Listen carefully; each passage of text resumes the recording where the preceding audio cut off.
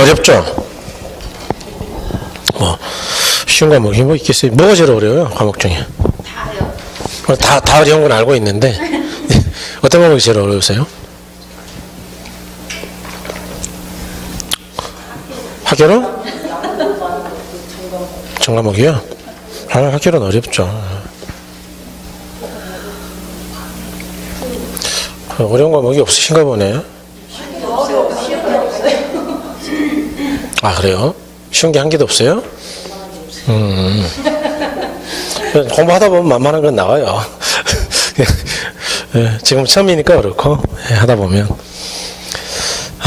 그래도 이제, 또 알아듣기라도 하는 게 얼마나 큰 다행이에요. 네. 알아듣기 힘든 것도 있잖아, 지금.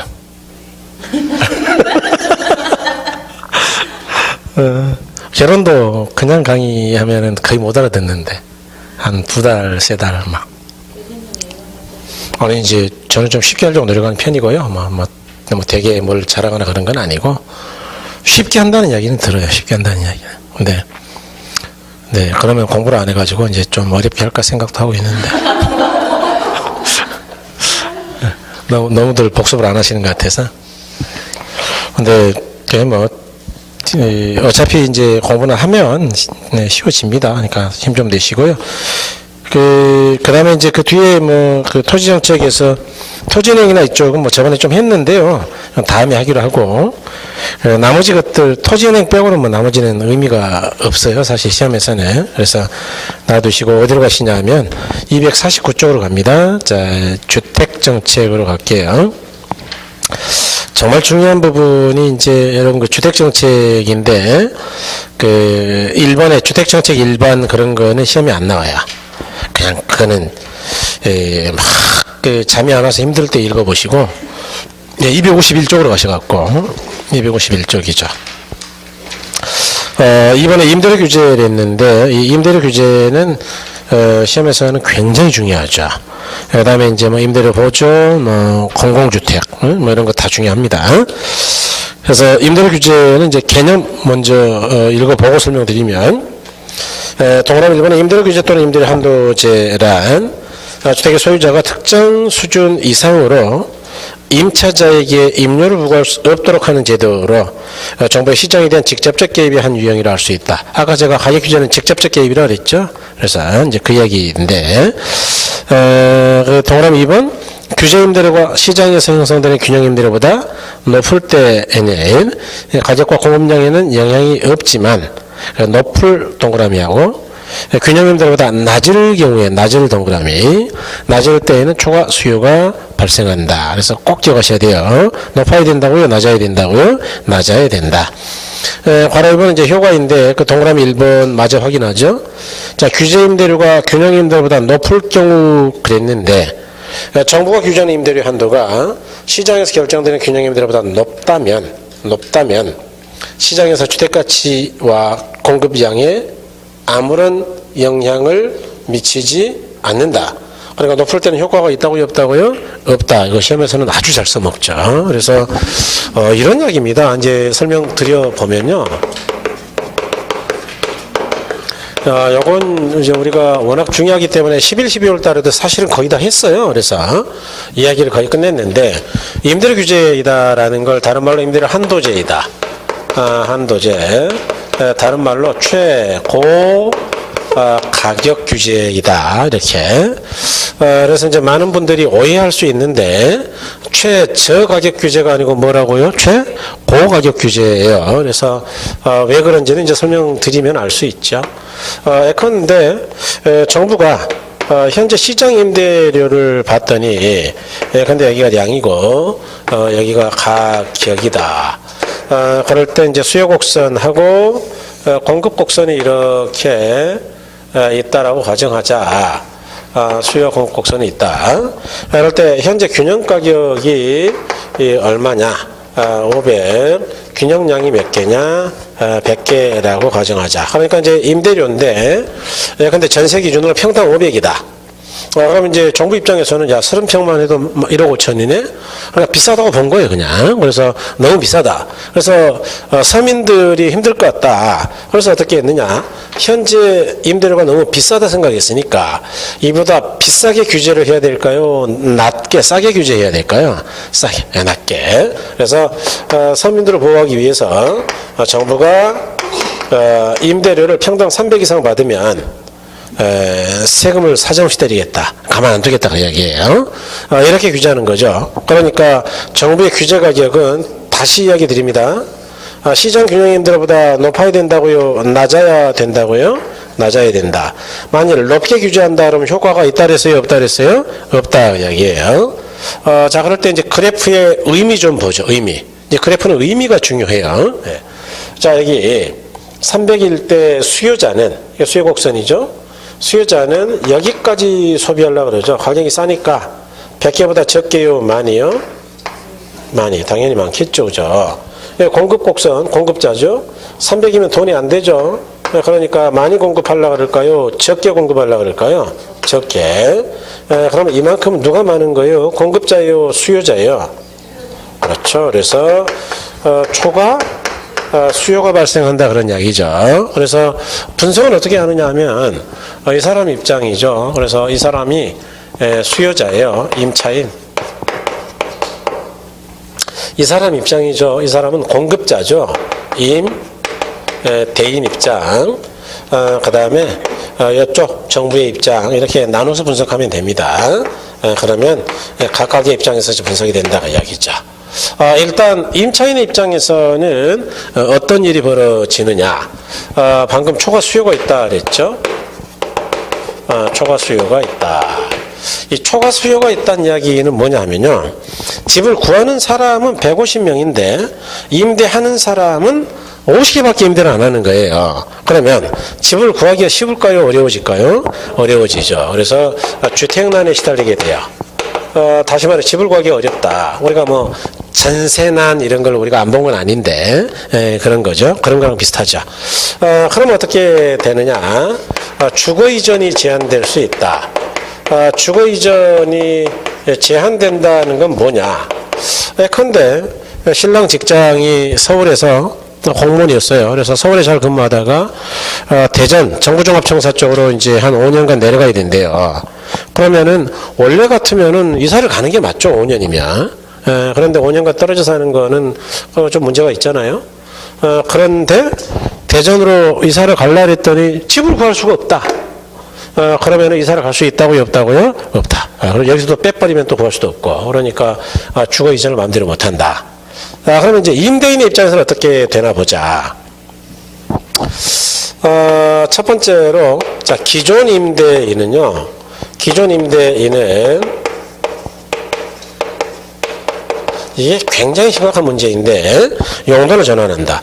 예컨대 정부가 규제하지 않을 때는 아까 500에 시장에서 유통되는 양이 몇 개냐면 100개죠. 정부가 야 300만 받아 그러니까 공급자가 돈도 안 되고 그러니까 100개를 임대한다고요? 50개요. 50개. 그러면 임대주택의 양이 늘었어요? 줄었어요? 이게 지금 굉장히 심각한 문제거든요. 그러니까 양이 줄었다는 이야기는 뭡니까? 기존의 임대주택이 임대가 되고 있다는 이야기예요? 임대가 안 되고 있다는 이야기예요? 그렇죠. 그 이야기는 뭐냐 하면 용도를 바꿨다. 그러니까 이거는 거상하게 표현해서 용도가 전환된 거고 쉽게 말하면 뭐냐 하면은 임대 사업을 때려치웠다 그 이야기예요. 돈도 안 되니까 계속 임대한다고요. 임대주택 팔아치워버렸다고요. 팔아버렸다. 그러니까 망했다 그 이야기죠. 더 쉽게 말하면. 자, 그러면 망했으니까 기존의 임대인들이 망하니까 누가 새로 임대 사업을 하려고 신규 투자를 하겠느냐? 아무도 안 하죠. 신규 투자를 기피한다. 다시 말해서 량이 50개로 줄어들었는데 신규 투자라도 늘면은 다시 늘겠죠. 60개, 70개, 80개 늘겠는데 신규 투자를 한다고요? 안 한다고요? 안 하더라. 그 다음에 또 세 번째로는 어떤 문제가 있느냐. 임대주택의 질적 저하 현상이 나타난다. 이건 또 뭔 말이냐. 예컨대 뭐 우리가 저번 11월 과정에서도 뭐 상세히 이야기 드렸지만 지금 같은 겨울이에요. 오늘 날이 춥죠. 그래가지고 이제 수도관이 얼었어요. 그래가지고 막 수도관 동파되고 물이 막 마당에 막 줄줄 새고 난리야. 보니까 물도 안 나오고. 그래서 이제 집주인한테 전화를 했죠. 전화를 해가지고 저희 주인 아저씨 큰일 났어요. 수도관이 동파돼가지고 지금 물도 못 쓰고 있습니다. 화장실도 물을 못 써요. 그랬더니 집주인이 깜짝 놀래가지고 총알같이 달려와가지고 수리업자를 불러서 수리해줬다. 그게 정상이죠. 그게 정상인데 이제 이럴 때는 그랬어요. 이럴 때는 뭐 돈이 되니까 바로바로 고쳐줬는데 지금 공급자도 손해보고 있어요. 원래 500 받아야 정상이익인데 500이라고요. 정부가 못 받게 하니까 300 받는다고요. 그러면 정상이익이에요? 손실이에요? 손실 앞에 장사가 없는 거예요. 그러니까 일부는 망했죠. 일부는 망했고 그 남아있는 50개는 뭐냐? 얘들은 돈이 돼서 남아있는 거냐? 아니에요. 손해인데 별 대안이 없으니까 그냥 버티고 있는 거예요. 지금 버티고 있는데 임차인이 전화가 왔어요. 수도관 터졌다고. 그러면 몹시 반갑겠어요? 좀 짜증나겠어요? 그렇죠. 그러니까 전화기 꺼버리죠. 꺼버리고 너 알아서 해라 이런 식이죠. 싫으면 나가든지. 왜냐? 나가면 집 구하는 사람 많거든요. 그러니까 바로바로 올려서 받을 수 있다고 생각하니까. 그래서 이렇게 절작수준이 떨어지더라. 그럼 정부 입장에서는 어떻게 되느냐? 일단 소득세 수입이 감소하고 그동안 저는 암시장 형성된다 그랬죠. 암시장이 형성된다. 소득세 수입이 감소한다는 이야기는 뭐냐? 옛날에 500 받을 때는 100명이 임대 사업을 했고 그럼 100명이 세금을 내겠죠. 그런데 300 받게 하니까 임대 사업자 공급자가 50명으로 줄었고 양이 아까 주택의 양이 줄었죠. 그럼 세금을 내는 사람이 줄었으니까 정부 입장에서는 임대 소득세 수입이 증가요, 감소요? 감소. 그 다음에 두 번째로 자 여기 이만큼은 집을 못 구하고 있죠. 지금 원하는 게 150명인데 50개밖에 없으니까 이 사람들은 집을 구하려면 어떻게 하면 되느냐? 이 50개일 때는 수혜자가 지불할 수 있는 최고 가격이 여기에요. 그래서 예컨대 이게 800이라 치자. 800을 내고서라도 집을 구하고 싶은 사람이 있을 것이다. 그러면 이만큼을 더 내야 된다는 이야기인데 정부가 간섭하는 것보다 이런 걸 뭐라 그러느냐? 음성적 지불이다 이렇게 이야기하고 뒷돈 냈다 그냥 음성적 지불. 이렇게 음성적 지불이 이루어진 바로 이 시장을 뭐라 그러느냐? 블랙마켓이다. 그래서 뭐라 그러느냐? 암시장이다라고 이야기한다. 그러니까 암시장이 형성된다는 이야기는 뭐냐? 이 임대료 규제를 정부가 뭐 때문에 하는 거죠? 서민을 보호하려고 하는 거죠. 서민들이 힘들까 봐서 지금 간섭하는 거죠. 그랬더니 량이 줄어가지고 서민들이 쉬워졌나요? 집 구하기도 어려워지고 이사도 못 가고 질적 수준도 떨어지고 암시장 가가지고 뒷돈도 내야 되고 그러니까 서민들을 위해서 굉장히 좋은 제도가 됐다고요. 괴롭히는 제도 같기도 하다고요. 그렇죠. 그래서 이거는 단기에는 효과가 있는데 장기에는 아무런 효과가 없어요. 즉 장기에 공급이 줄어들 때까지 쓰면은 대단히 부작용이 많은 제도예요. 이해하셨나요? 네, 그렇게 이해하셔야 돼요. 그래서 저번 11월 달 강의를 꼭 좀 들어보셔야 됩니다. 제가 지금 일부러 중복되는 데는 지나치게 중복되는 데는 지금 이야기를 생략하고 있어요. 량을 더 쳐야 되니까 이번에는. 네. 그래서 이거는 이제 전 세계적으로 많이 쓰는 제도는 아니고 경작을 만든 게 그 영국인데 영국이나 프랑스 같은 나라는 많이 안 썼고요. 세계 1차 대전 때 잠깐 규제를 했고 많이 안 씁니다. 이제 우리나라는 어마어마하게 많이 쓰는 제도입니다. 이거 지금도 많이 쓰고 있고요. 그래서 이유는 나중에 설명한다 그랬죠. 우리나라는 이제 이 단점을 보완하면서 쓰고 있는 거예요. 자, 그런데 왜 이거를 최고 가격 규제라고 하느냐? 그러니까 이것 때문에 오해하는 사람들이 있는데, 야, 이 최고 가격 규제니까 이 시장 균형 가격보다 높게 규제하는가 보다라고 생각하는 사람들이 간혹 있어요. 아니고 정부가 현재 너무 비싸니까 최고로 받아도 300 이상은 절대로 못 받게 하는 제도예요. 그러니까 이거는 높게 규제한다고요. 낮게 규제하는 제도라고요. 낮게. 예? 최고 300 이상을 받으면 가만 안 둘 거야. 이렇게 나가는 거예요. 반대 규제가 있어. 최저 가격 제도 규제라고. 최저 가격 규제는 최저임금제가 대표적이에요. 최저임금제. 노동법에서 말하는 거. 최저임금은 왜 정한 거예요? 사장들이 월급을 많이 주니까요. 하도 안 주니까요. 그러니까 월 90밖에 안 줘. 그러니까 이게 최저 생활이 안 되는 거예요. 그래서 시간당 7천 몇백 원을 해가지고 딱 계산해 봤더니 150만 원은 줘야지 이놈아 190 가지고 어떻게 사냐. 그래서 최소한 150보다 덜 주면 가만 안 두겠다. 그러니까 이거는 현행 임금보다 높게 주라는 이야기예요 지금. 최소 150. 이해하셨어요? 그러니까 최저임금제는 개월 안 해도 좋은데 임대료 규제는 최고 가격 규제인데 그러니까 높게라는 게 아니고 시장 가격보다 너무나 이게 높으니까 낮게 규제하겠다는 거다. 낮게. 그래서 최고 얼마 이상은 받지 마세요. 그런 이야기다. 이해하셨나요? 예, 그래서 그렇게 생각하시면 돼요. 그래서 이걸 잘 하면 제가 예전에도 말씀드렸지만 이것도 시험에 잘 나오죠.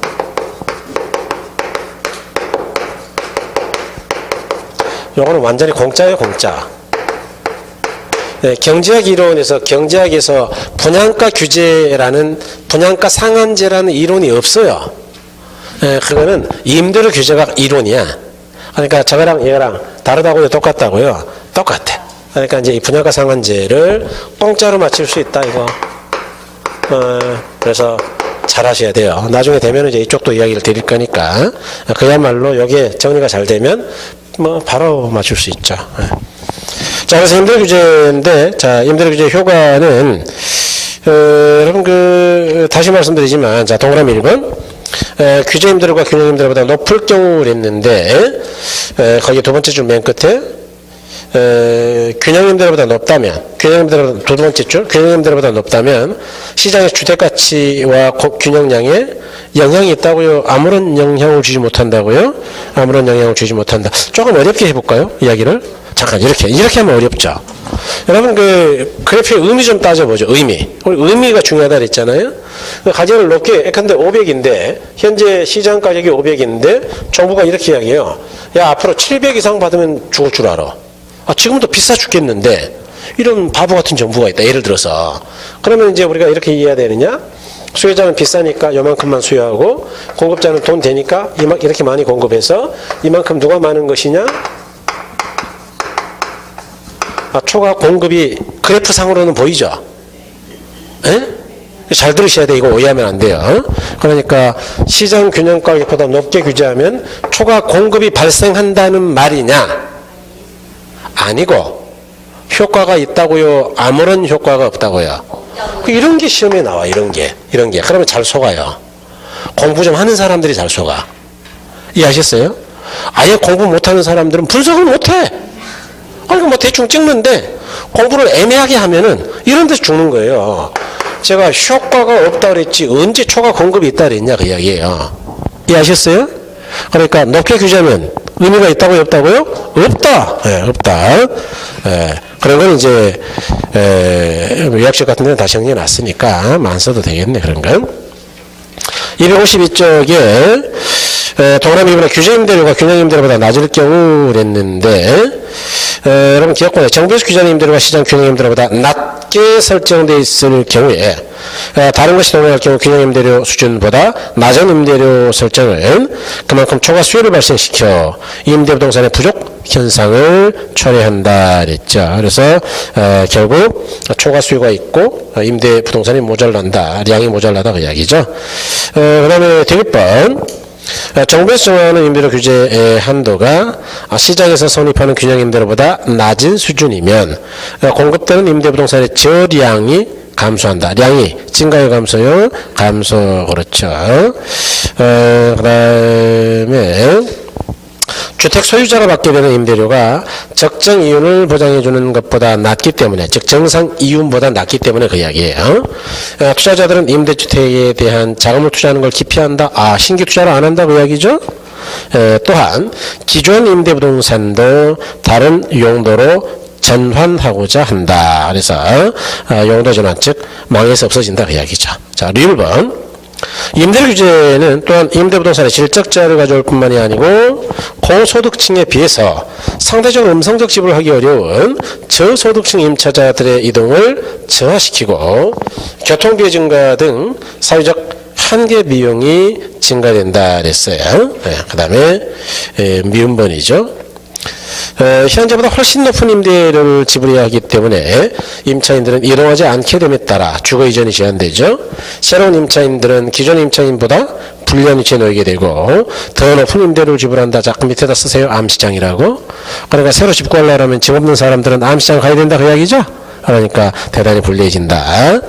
그래서 이제 이렇게 뭐 정리가 돼 있다 그 이야기죠. 그 다음에 넘어가셔서 3번에 임대료 보조 정책입니다.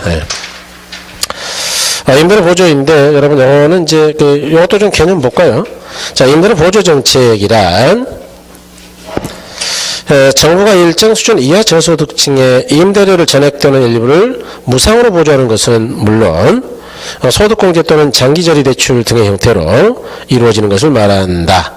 이 정책은 저소득층 임대료에 대한 부담을 경감시켜주는 효과가 있어 결국 임차인의 실질 소득을 증가시켜주는 효과가 있다 그랬죠. 따라서 일반적으로 임차인은 주택 서비스에 대한 소비를 일정하게 유지하는 경우 다른 재화에 대한 소비를 더욱 증가시킬 수 있다 그랬는데 이거는 맨 나중에 설명드릴게요. 임대료 보조입니다. 이제 뭔 말인지 한번 보자고요. 임대료 보조라는 거는 아까 이제 우리가 이야기했던 정부의 규제 행태로 본다면 간접적 규제죠. 예컨대 금융지원이라든가 보조라든가 아니면 정보망, 거래정보망 같은 것들을 제공한다라는 건 시장의 수요자 공급자를 지원하겠다는 거니까 직접적 개입이요, 간접적이요. 간접적. 요거는 아까 직접 가격을 위하는 게 직접 개입이고. 그런데 여기는 크게 수요자 보조하고 공급자 보조 두 가지가 있는데 일단 수요자 보조가 중요해요. 그 다음에 수요자 보조도 현금 보조하고 가격 보조 두 가지가 있는데 그 밑에 표에 있는데 구별 자체가 큰 의미가 없고 현금 보조가 일단 중요합니다. 시험에 잘 나오니까. 그래서 이 현금 보조 중심으로 설명을 드리고 나중에 가격 보조를 이제 부가에 설명할 거고 이게 이해가 되면 그 다음에 수요자 측면이 이해가 되면 공급자 측면을 추가할 생각이에요. 잘 보세요. 정부가 저소득층의 주거 문제를 조사하기 위해서 그들의 소득 수준을 봤더니 심각하더라. 한 달에 100만 원밖에 안 벌더라. 그러니까 이제 이걸 가지고 임대료도 내고 아이들 교육비도 써야 되고 뭐 식비도 해결해야 될 텐데 이게 되겠냐. 그래서 정부가 어떤 생각을 했느냐. 야, 다른 건 몰라도 임대료만큼 내가 도와줄게. 그래서 정부가 보조하기로 했다라고 치자. 그래서 뭐 한 100만 원 정도 보조했다 치자. 좀 많이 주긴 했는데. 그러면 어떻게 되느냐. 저소득층 입장에서는 꽁돈이 생겼죠. 그러면 실질 소득이 감소할까요? 증가할까요? 증가. 뭐 소득이 늘었죠. 그러면 소득이 증가했으니까 주택에 대한 수요는 감소할까요? 증가할까요? 증가. 그러면 수요가 많아지면 사겠다는 사람 많아지니까 보나 마나 가격 하락이에요? 상승이에요? 상승. 다시 말해서 이런 이야기가 되겠죠. 지금 여기까지만 그래프를 그려본다 그러면 여기가 행축이 량이고 종축이 가격이겠죠. 당연히. 그래서 여기가 량이고 여기가 가격이다. 그럴 때 자, 균형 가격하고 균형량이 500원에 100개라고 가정하자. 그럴 때 일단 수요가 증가했다. 뭐 때문이냐? 소득 증가. 정부의 지원 때문에. 그래서 수요가 증가하면 어떻게 되느냐? 균형이 여기서 1이 가죠? 그러면 가격은 하락이에요? 상승이에요? 상승. 그러면 자, 기존의 공급자는 500 받으면 정상이익인데 600 받으면 정상이익이에요? 초과수익이에요? 그러면 얘 혼자 벌라고 놔둔다고요? 너도 나도 임대 사업하겠다고 난리친다고요? 그러면 이제 공급 감소예요? 증가예요? 증가. 이제 공급이 이렇게 증가한다 그 이야기예요. 그러면 다시 균형이 1이 왔죠. 다시 말해서 결국 초과 수익이 있기 때문에 공급이 증가할 것이고 그러면 팔겠다는 사람 많아지면 가격은 당연히 떨어지는데 어떻게 떨어지느냐. 자, 단기에는 균형이 1이 이동했고 수요가 변화하니까 장기에는 공급이 변화하니까 이쪽으로 이동했는데 결론적으로는 원래 균형은 여기였고 새로운 균형은 새로운 수요 공급이 만나는 곳이니까 1이 같다 그 이야기죠. 그러니까 이 경로는 이쪽으로 거쳐갔지만 그러니까 가격은 불변이고 균형량 감소요 증가예요. 우리가 수요 공급할 때 많이 해봤던 모형이에요. 그죠? 그래서 결론은 수요 공급이 둘 다 증가하니까 가격은 일정하고 균형량이 증가하더라. 그런 이야기죠. 여기까지 이해하셨나요? 네, 좋아요. 그러니까 보세요. 일단 크게 비교해 보자고요. 아까 임대료 규제는 왜 그렇게 문제가 많았던 거냐? 일단 지금도 주택이 모자라서 죽겠는데 정부가 규제하니까 량이 줄어가지고 그러니까 서민들이 집 구하기가 어려워지고 골치 아프다고 이야기죠. 그러니까 지금 그렇지 않아도 임대주택은 항상 필요량보다 모자라서 문제거든요. 그런데 그걸 더 줄여버리면 되겠냐? 그런데 이거는 량을 줄였다고요? 그러면 늘려줬다고요? 그러니까 서민들이 집을 구하기는 쉽겠네 일단. 자, 그다음에 두 번째, 정부가 이 돈을 주면서 이거는 주택 구입을 하라고 드리는 거니까 다른 데 쓰면 안 됩니다. 이렇게 이야기했다 치자. 그러니까 쉽게 말해서 임대차 계약서 가져오면은 그거 보고 돈을 너한테 주는 게 아니고 집주인한테 보낼게. 다른 데 못 쓰게.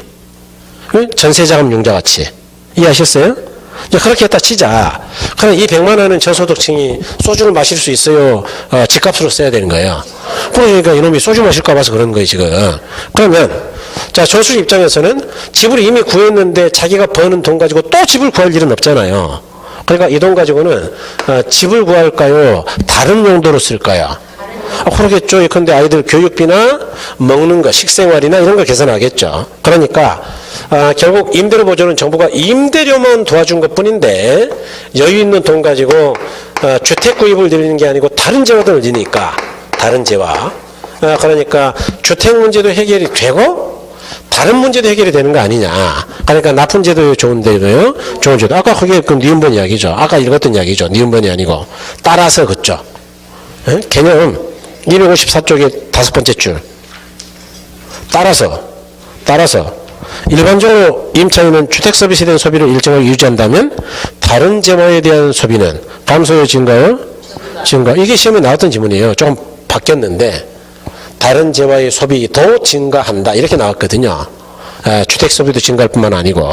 그러니까 좋은 제도다 그 이야기죠. 그러니까 임대료 보조는 부작용이 없는 대단히 좋은 제도이다. 그 이야기예요 지금. 그래서 여기까지 일단 확인하겠습니다. 그래서 가로이는 수요축 보조인데 여러분 그 박스는 됐고 일단 놔두시고요. 동남 1번에 단기적 효과죠. 자, 임차인의 실질 소득을 상승시켜 중, 고 저급주택들에 대한 수요를 증가시키게 되는데 이는 임대차 시장에서 임대료를 상승시키고 기존 임대주택 공급자에게 일시적으로 정상 이윤 이상의 추가 수익을 얻게 한다. 여기 500에서 600으로 올라가면 추가 수익이 없다고 있다고요? 있다. 그러니까 수요가 증가하니까 이런 일이 벌어지는 거예요. 수요 증가. 가격 상승하니까. 자, 2번에 장기효과죠.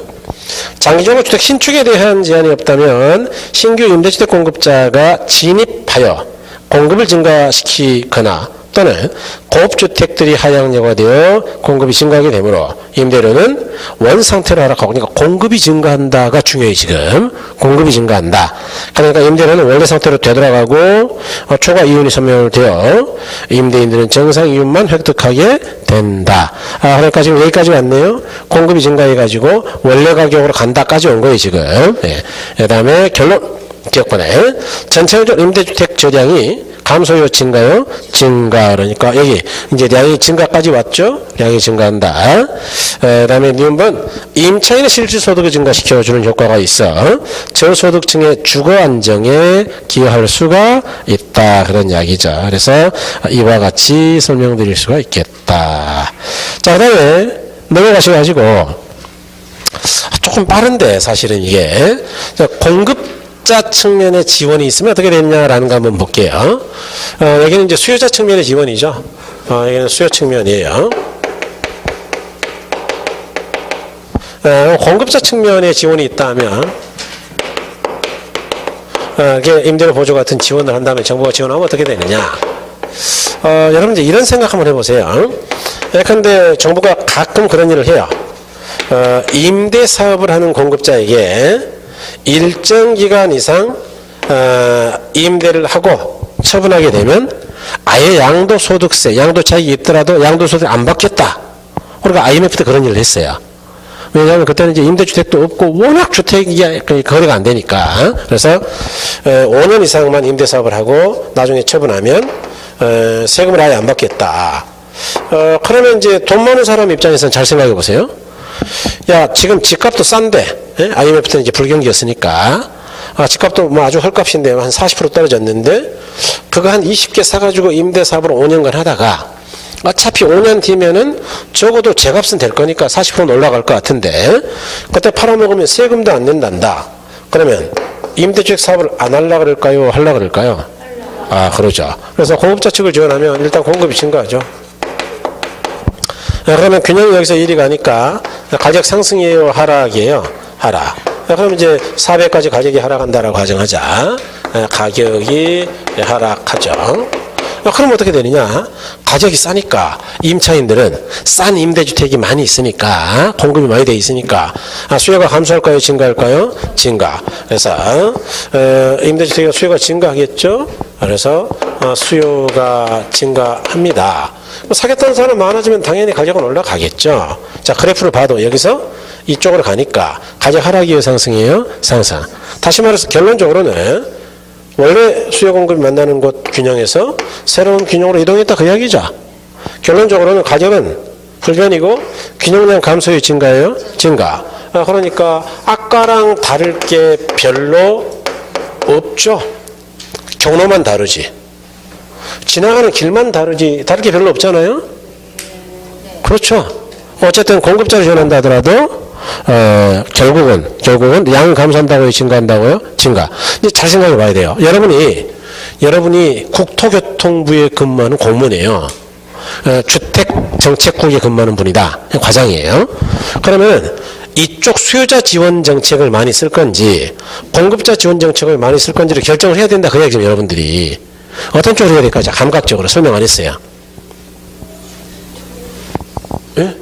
아니, 그냥 찍어보세요. 이거 뭐 어차피 수요자 나왔어요. 네. 자, 찍으라는 거는 이제 이런 느낌을 가져봐야 되는 거예요. 그러니까 문제라는 게 아까 그랬죠. 다 알고 푸는 게 아니고 이제 감을 좀 만들어야 된다고. 그러니까 합리적 찍기를 할 줄 알아야 돼. 생각해 보세요, 여러분. 그 임차인이 막 등이 가려워. 네? 등이 가렵거든요.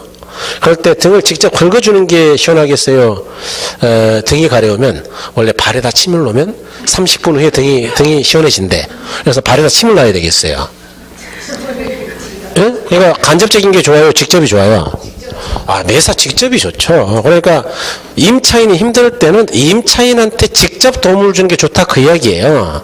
당연히. 공급자를 통해 가지고 임차인에게 도움을 주겠다라는 발상 자체가 아무래도 저쪽 수요자 측보다는 효과가 없다, 그 이야기인데 이유는 알아야 돼. 왜 그러냐? 여기요. 공급이 증가하는 데는 단기에 대여 장기간이 걸려요. 이거는 정책 효과가 느리게 나타난다는 문제가 있고, 일단 임대 사업을 하는 사람이 한 3년간 쭉 계속 늘어야 될 거 아니에요. 그래야 뭐 가격이 싸지지. 그 다음에 두 번째로 이건 시험에 나왔어요.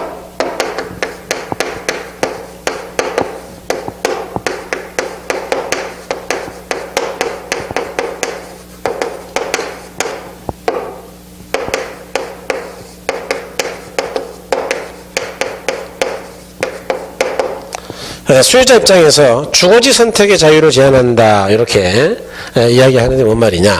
자, 보세요. 근데 이제 공급적 지원 정책을 여기가 남양주죠.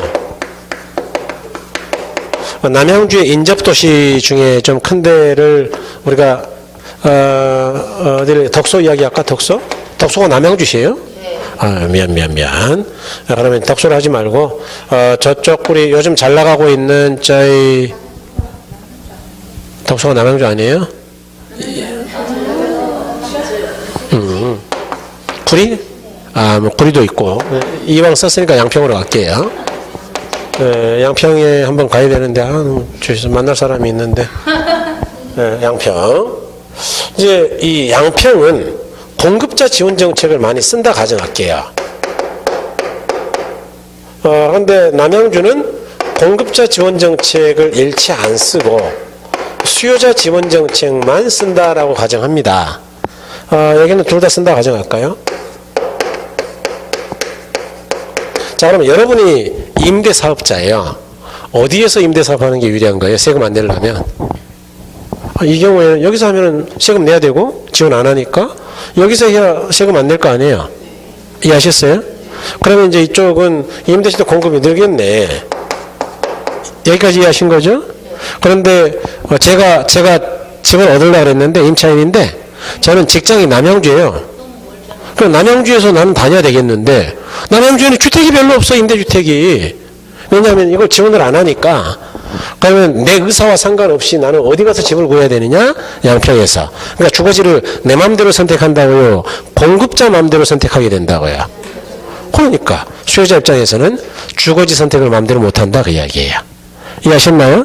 예, 그러니까 이제 읽어보면 이제 이해가 되시겠네요. 자, 공급자 측 보조인데 동그라미 1번에 주택 생산 공급자에게 낮은 수준의 금리로 건설 자금들을 지원하는 형태로 결국 공급자 건설 비용을 절감하는 효과가 있다. 아까 저는 이제 세금 지원을 이야기 드렸고 여기는 이제 건설 자금 금융 지원이죠.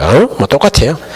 이번에 이에 따라 주택 시장에서 당장 공급적으로 효과가 있기는 힘들겠지만 장기적으로 주택 공급이 증가. 그러니까 정책 효과가 느리게 나타나네 보니까. 예. 돼요.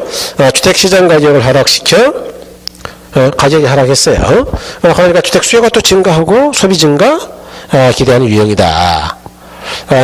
이제 그래가지고 이제 가격은 원래로 간다는 이야기죠. 3번 공급적 보조 방식은 임대주택 수요자에게 보조금을 지급하는 방식보다 임차인의 주거지 선택의 자유가 제한된다는 단점이 있다. 이건 기억하자 그 이야기죠. 이거. 예. 이해하신 거죠? 그죠? 여러분들은 뭐 굉장히 어려운 건데도 이해를 잘 하셨어요. 예. 뭐, 이 정도면 뭐 잘 하시는 거지. 예. 그 다음에, 4번에 공공주택 건설 정책인데, 이 공공주택 건설이라는 걸 공공임대주택이다. 이렇게 이야기하는데,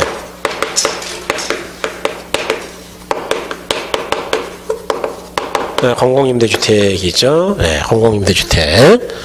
그래서 이제 공공임대주택이라는 거는 뭐 이렇게 생각하시면 되죠. 공공이 임대하는 주택이다. 그래서 이걸 분석할 때는요.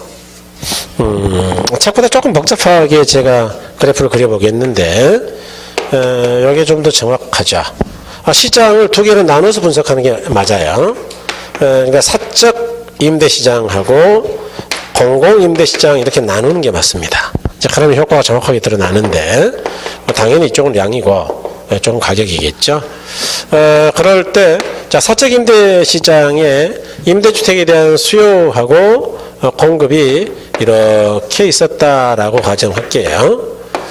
뭔 말이냐 하면 현재 시장 임대료가 평당 500이고 그다음에 균형량이 이 100개였다.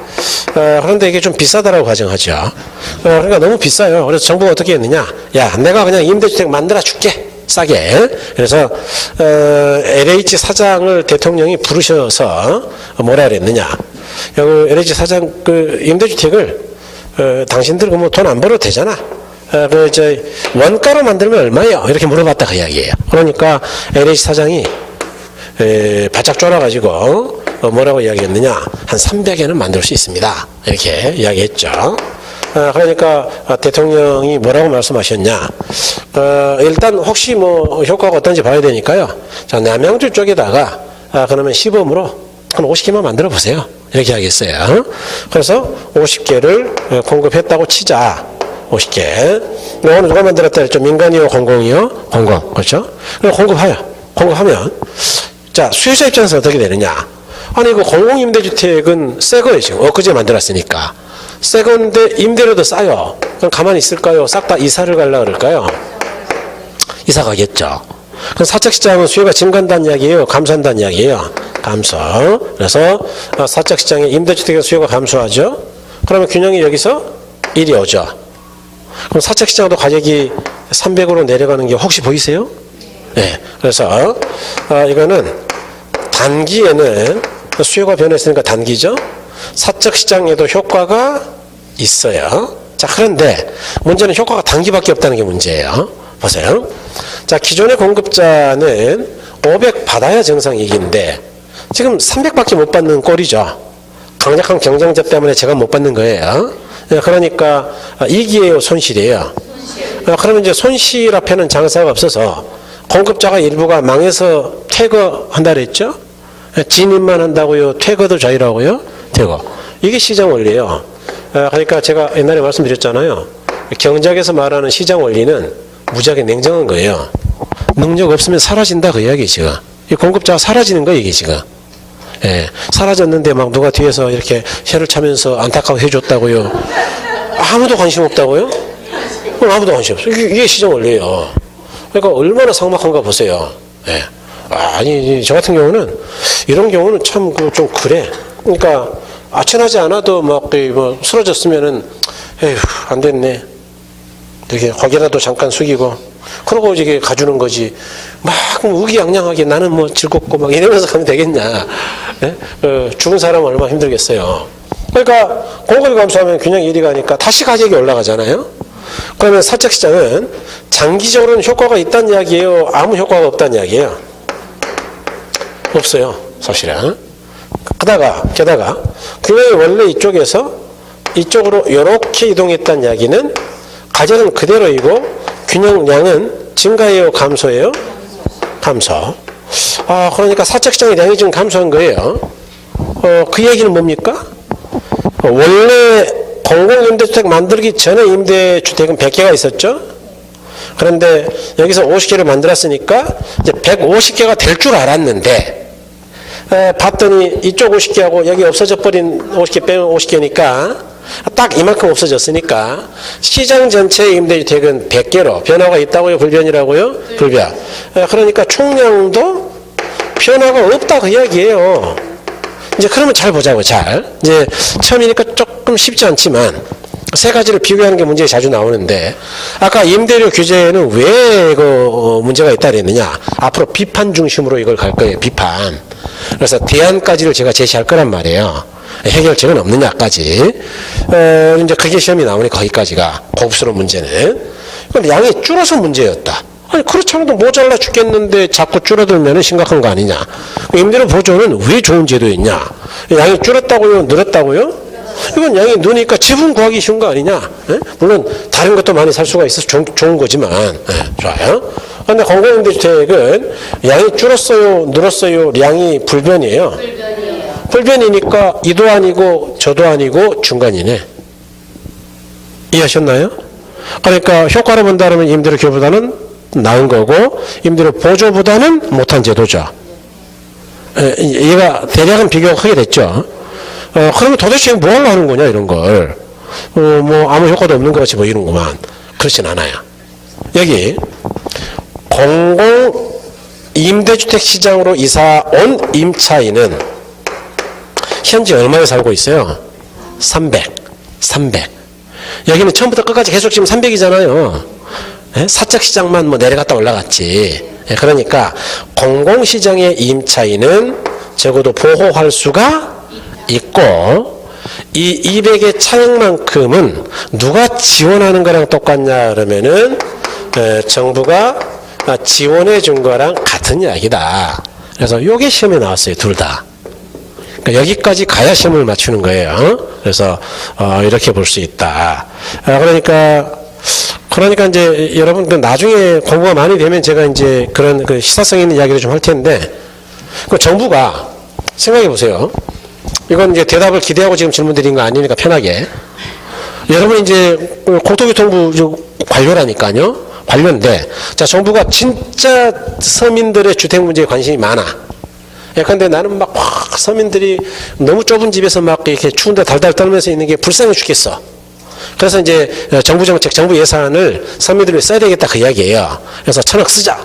그럴 때 공공임대주택을 만들어야 되느냐 말아야 되느냐라는 걸 판단해야 될 텐데 만들어야 될까요? 말아야 될까요? 네, 만일 진짜 서민주택 문제에 관심이 정말 많다면 제가 볼 때는 그래요. 임대주택은 100% 공공이 하면 돼. 공공이. 민간 없애버리고 공공이 싸게 주면 될 거 아니에요. 그리고 돈 있는 인간들은 자기 집 사서 살면 돼. 임대하지 말고. 이해하셨습니까? 그러니까 중산층 이상은 자가주택을 사서 살면 되고, 돈 있으니까. 돈 없는 사람은 그렇게 걱정되면 100% 공용으로 갚아버려라 그 이야기예요. 임대주택을 뭐 찔끔찔끔 만들지 말고. 그러니까 제 이야기는 LH공사가 쓸데없이 그 팔리지도 않는 그 아파트 만들지 말고 임대나 해라. 임대나. 어차피 빚 많은 회사니까. 이해하셨습니까? 어차피 빚이 뭐 많잖아 거기는요. 예. 오케이. 예. 그러니까 이런 주장을 할 수도 있다. 조금 더 그 진보한다면. 예. 예. 그러면 서민 문제가 해결이 되겠죠. 이해하신 거죠? 이해가 안 된 것 같은데 아무래도. 100번 좋다니까 지금. 그 이야기는 진작에 끝냈잖아요. 왜 또 그래 또. 진짜. 지금 이야기는 그게 아니고 LH를 어떻게 할 거냐 그거 이야기했잖아 지금. 제가 볼 때는 그래. 근데 이제 그렇다고 해서 또 중산층의 주택 문제도 있기 때문에 아마 무조건 100% 임대해라 뭐 그러기는 어려운데, 또 그러고 예산 문제가 있겠죠. 예산 문제가 있을 텐데, 분양주택은 좋은 게 뭐예요? 만들면 팔아버리면 돈이 회수가 되잖아. 임대주택은 20년 걸리잖아요. 그러니까 이제 그렇게 되면 LH가 빚이 많아지는 건 맞죠. 근데 어차피 그 빚을 뭐 지가 갚나? 다 정부가 알아서 갚는 거지. 예. 그래서 공공임대주택입니다. 개념 보시면 동그라미 1번에 일반적으로 정부는 저소득 부담하는 주거비를 경감시켜주고 민간 부분의 임대주택에서 공공임대주택으로 이주해 오는 것을 장려하기 위해 시장 임대료보다 저렴한 가격으로 임대주택을 제공한다 그랬죠. 저는 11, 12월 달에는 이 부분 안 했죠. 그러니까 이제 조금 어렵잖아요. 보세요. 세 가지가 펴지니까 조금 이제 나중에 분양가 상한제까지 가면은 또 조금 어렵거든요. 약간 다른 게 있어. 두 개. 그러니까 요거 가지고 문제, 지금까지 나왔던 기출 문제를 다 풀어 이거. 임대료 규제만 잘 알면 100% 푸는데 다른 부분이 두 개가 있긴 있어요. 그게 아직은 출제가 안 됐는데 될 수도 있잖아. 그러니까 요거는 이제 판매하는 주택이니까 얘는 임대하는 거고, 그러니까 이걸 또 따로 설명을 할 거거든요. 개수가 많아지면은 어려워지겠죠. 그러니까 지금 세 개만 했을 때 정리 잘 해놓으셔야 된다 그 이야기 하는 거예요. 지금 이제 복습을 너무 안 하면 나중에 부대껴요. 이해하신 거죠? 그래서 복습 하셔야 됩니다. 자, 그럼 이번에 공공주택 건설의 단기적 효과를 했는데, 동그라미로 공공주택 임대료가 사적시장 임대료보다 낮으므로 정부의 공공주택 공급은 공공주택에 대한 수요를 증가시키고 사적시장 임대주택에 대한 수요는 증가요, 감소요? 감소. 여기 감소 있죠. 감소. 예.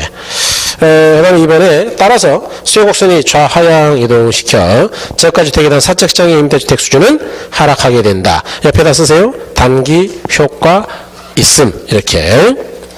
3번에 공공주택 공급은 공공주택으로 이주해오는 사람이나 사적시장에 머무는 사람이나 단기에는 둘 다 혜택이 없다고 있다고요? 있다. 좋아요. 가로 3번에 공공주택 건설의 장기적 효과를 했는데, 동그라미 1번에 사적시장 임대 하락은 공급자의 수익률을 저하시킨다. 따라서 저가주택 공급이 감소하고 공급 곡선은 상향으로 이동하게 된다. 그러니까 이제 공급이 감소한다는 이야기 하는 겁니다. 사적 시장에. 그래서,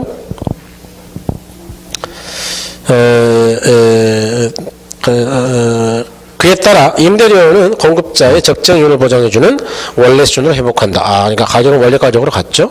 3번, 2번. 결론적으로 다른 조건이 모두 일정한 경우 정부형 공공주택 공급은 장기적으로 임대료를 원래 수준으로 회복시키고 사적시장의 공급량은 그만큼 감소한다. 아까 공공에서 만든 것만큼 감소했죠.